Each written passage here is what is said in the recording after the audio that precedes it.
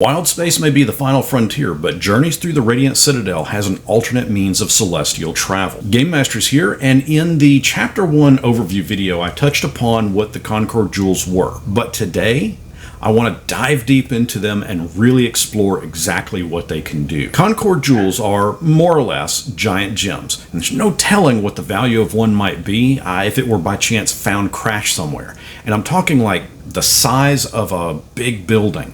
Although they're not all necessarily square or round, they can be various shapes, much like how gems would naturally grow over time. Although I am certain that some of the civilizations that have found one could have, at one point, carved one into a sparkling and, pardon the pun, radiant vehicle. The interior of each is fairly similar and is hollow. And when I say these things are big, listen, they can house hundreds of people, tons of goods, livestock, supplies, food, massive in size. They can be found orbiting the Radiant Citadel when not traveling and are designed to take people from the Citadel to their homeworld and back again.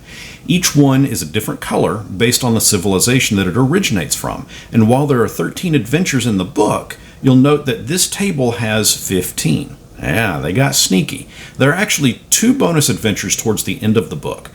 Well, they're not fully realized and would take some work from a dungeon master to flesh them out, but that's where the other 2 jewels come into play. They are from 2 recently discovered civilizations. Okay, so there were originally 27 civilizations that founded the Radiant Citadel. However, some were lost to time. 13 Concord Jewels currently orbit the Citadel. Well, 15 because, the 2 were just found, giving the Dungeon Master the freedom to incorporate 12 new civilizations. Although if you really wanted more, there's certainly nothing that's going to stop you from doing that. And one of the cooler ideas, actually, hold on, I'll get back to that in a moment. Trust me, it's cool. The way these Concord Jewels travel is through a teleportation of sorts. They are operated by a pilot called a claviger.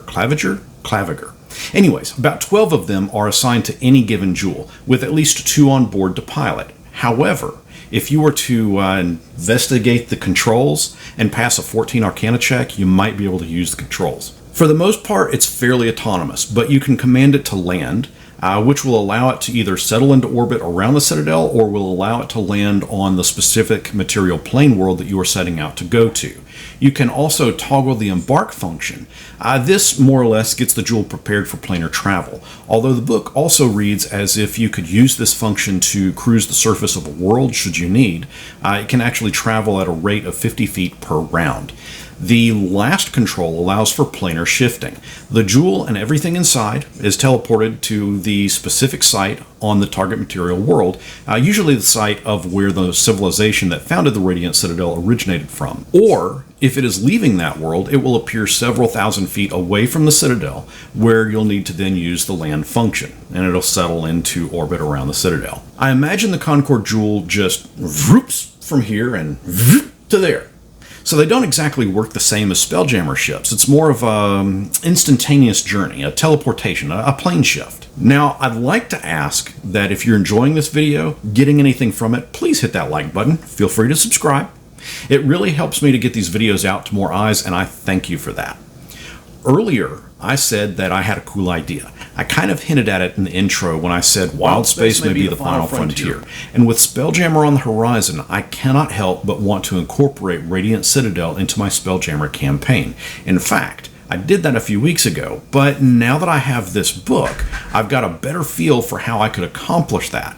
I love the concept that these Concord Jewels allow for plane shifting, immediate point A to point B travel. You guys kind of see where I'm going with this? Yeah, these things are hollowed out. The Concord Jewels, they're hollowed out. Now, did they grow naturally like that? If not, then someone had to carve them out. That means that each of these Concord Jewels, the innards of them, they've been crushed up into little bits and they're all over the place. If the Concord Jewel itself can plane shift hundreds of people at once, and I can get my hands on just a small chunk of one of the innards, scattered about, and installed it into my Spelljammer ship, I'm thinking teleporter. Given it would go to only one specific place, but still. Oh, and while I didn't touch upon it in this video, the auroral diamond in the center of the Radiant Citadel is also hollow, which means bits of it could be spread out throughout the multiverse as well. And that's amusing for another video. If you'd like to be in the know when it comes out, subscribe. And check out my Radiant Citadel playlist here. It's just going to grow as I add more videos to it. What creative ways would your party use a Concord Jewel for? What could the bits of it that are possibly spread throughout the multiverse do?